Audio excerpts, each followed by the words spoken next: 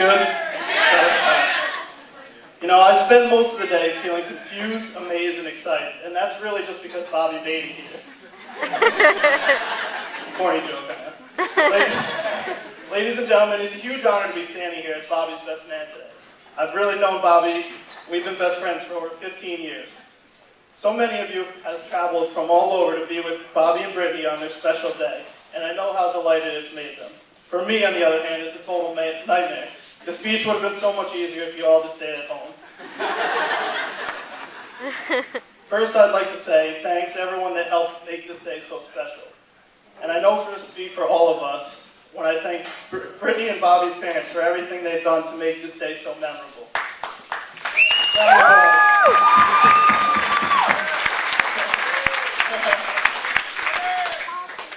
While researching on the internet to find out how to make one of these toasts, I came across a piece of advice that stated that I make the best man speech no longer than the groom can make love for.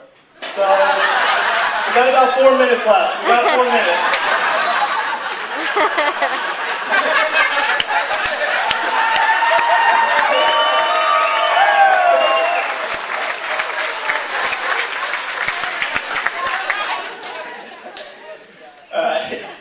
Since I've known Bobby for so long, it's really hard to pick just one thing to help people remember Bob's younger years. So I decided I would just list a few short phrases that some people might remember. I got Bob Points, I got Bob Stories, Bob Bojangles, Cooter Bob, Noisy Bob, Gypsy Bob, Skating Borden, the Thermostat, Bob Losing Everything, which everyone knows about, the Bob Fun, Good Times in Montgomery, Malacca, and the Orange County Fair incident.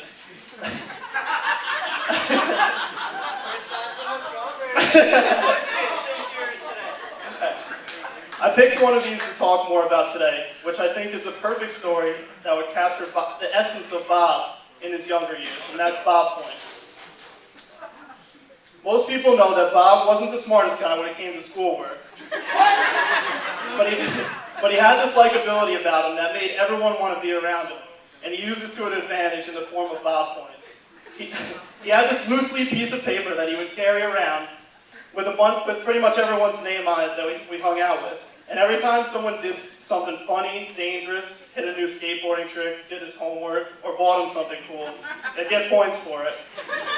And if you got enough points, you were officially retired from the list. And of course, I had to be the first friend that was retired from that list. If you're not a golfer, I apologize. This is, after all, what us boys do with our clubs for hours on end. And it's why we're always coming home talking about our balls. The golf course is where Bobby has spent many of hours walking down the fairways with many of the guests here today, and it has provided some of the content for our friendship. So I'd like to share with you a story about one of Bobby's first times playing golf. Matt Niffen and I took Bob golfing when we were about 13, and he didn't even have a golf set, so we had to get him a spare bag and just line it with a few of my older clubs and just a couple of clubs from each of our bags.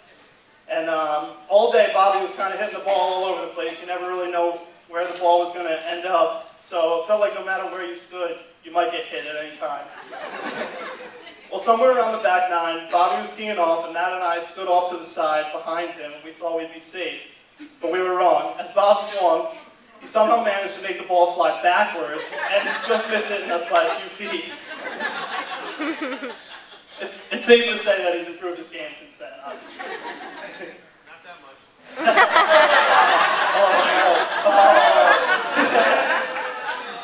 Alright.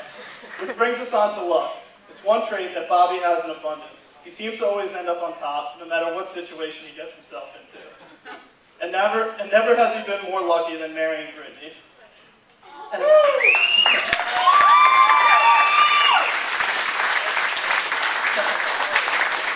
it isn't surprising that he seems so happy with life these days. After all, Brittany isn't only beautiful. She's also outgoing, intelligent, and she's not too bad at golfing either.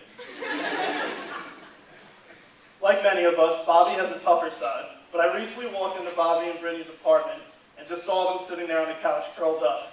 This man I've seen beating people up on the wrestling mat and football field for years, looking completely happy and at ease. It was an image that summed up perfectly their love, commitment, and happiness.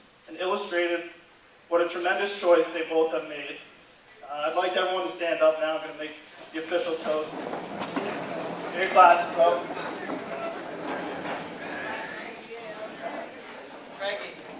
Frankie, glass up. Alright, ready? May the time you have together for the rest of your life be as passionate as your heart felt the first time you said to each other, I love you. May you always yearn for the touch of each other's hand and the look you see when only the both of you know what each other's thinking without even saying a word. May the two of you live in love for as long as you want, but never want for as long as you live. To Bobby and Brittany, cheers. Woo!